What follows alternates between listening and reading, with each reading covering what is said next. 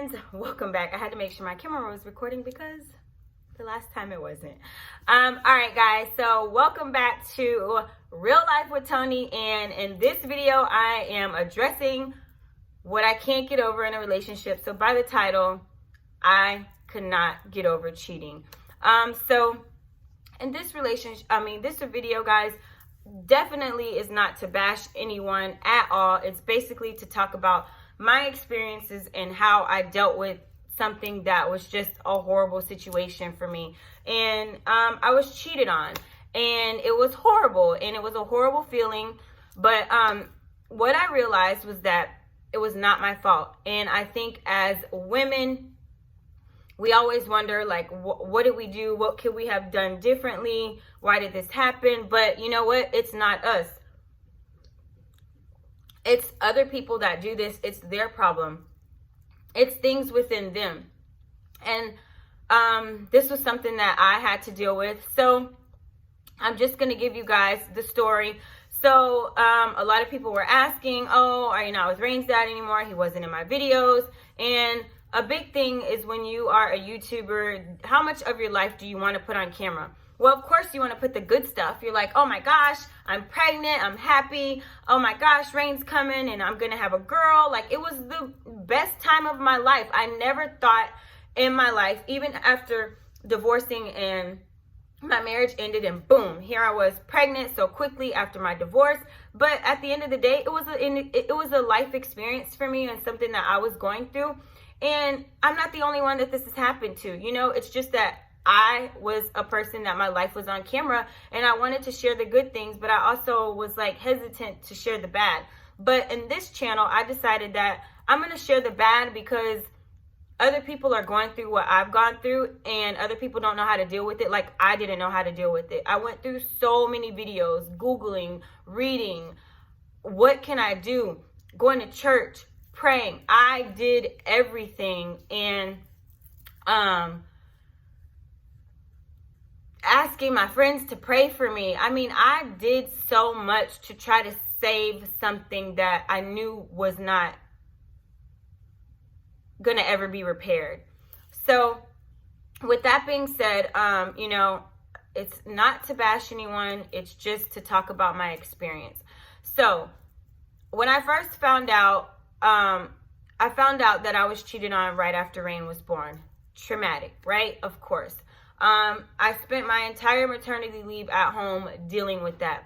I'm a positive person. If you guys already know, you can tell during my whole pregnancy, and that is why Rain is so calm. I was very much like, I don't want any negative energy in my home. I would rub my belly, and I was like, it's all about positive energy, positive vibes. I was like that my entire pregnancy. I tried to be, at least I tried to be. Some things just like I was dealing with selling my home and stuff like that. But other than that, I was very positive because I wanted a baby that was going to be calm. And I'm very in tune with, if you're very positive and you're very calm, then your baby's going to come out like that. So I was like that, and then boom, I went on bed rest, whatever. Rain was born early. But Rain was healthy and everything was okay. So it was confirmed. I found out, and I had to deal with that. I dealt with it on my maternity leave, and I was still very I was blocking it out because I wanted to take this time with my daughter. I wanted to embrace every moment that I had with Rain because I knew that she was my last baby. And I don't even think I shared this with people, but I tied my tubes, and a lot of people were asking, are you going to have more kids? And I actually wanted another kid. I did not want Rain to grow up by herself. I love kids. I love children. I have 4, and I didn't want Rain to be the last one by herself. So I thought if I was going to have another kid, I was going to do it back to back so that Rain would not grow up by herself. And I was like, you know what? 5 kids? Sure. Why not? And at the end of the day, that didn't happen. And it's okay because my tubes are tied. And Rain is my last baby. So with that being said, you know, you deal with, okay, everything that I was going through. And a big thing that happened was I lost my milk. And that hurt me so much because I wanted to breastfeed as long as I could. I wanted to go a year breastfeeding because These are things that I could not do with my other kids. So everything that I could not do with them, I wanted to do it with Rain. I was financially stable when I had Rain. And with my other children, I was not. I did not have the money that I had back then that I had when Rain was born. And I was able to give her everything that I couldn't really give my other kids. So I was embracing every moment. But at the same time, I was dealing with being cheated on. I was dealing with the heartache. And, you know, a big thing was I lost my milk, and it hurt me so bad. I'd cry and I'd cry and I'd cry because all I wanted to do was breastfeed. And I realized no matter what I was doing, you guys were all telling me how to save my milk, the Hispanic remedies, and buy this and buy that. I was out buying everything that I could to try to keep my milk up. But what I didn't realize is that the stress was killing my milk. It was taking it away. And if that is something that I can encourage you guys to do, and don't let that take away from an experience that you want to have with your children, the bond that you want to have. Don't let someone steal that from you, because it was stolen from me, and it was one of the hardest things that I had to deal with. And it was hurtful to me that I wanted that breastfeeding bond. And a lot of people may not understand the breastfeeding thing, but it was a huge thing to me to have that bond with my baby. So, you know, I dealt with that, and I came to the realization that I finally had to let it go. My milk was not going to stay there anymore because I was dealing with what I was dealing with, and I had to let it go. So I dealt with, why was I cheated on? Well, why did you do it? And when did you do it? And as women, that's what we do. We may not want to admit it. You may not want to admit it. I'm going to admit it. What did you wear when you cheated on me? And why did you do it? And did you call me afterwards? Like, all of these things, it was driving me crazy. And did you just come back home like nothing? Like, what, like, were you sorry when you did it? Like, it was all of these things that was driving me crazy. And I'm not afraid to talk about it, because I feel like a lot of people don't realize that so many people are going through the same things that you are. And it's just getting past it. And how do we do it? I know a lot of people are able to get over it. I'm just not a person that could get over it. I never want to feel like I wasn't enough for someone, that they had to go do something else. And a couple that I really admire is DJ Envy and his wife, Gia. They have a podcast, and I would go back and I would watch all of their podcasts. I was Googling, how do people get over cheating? I was reading.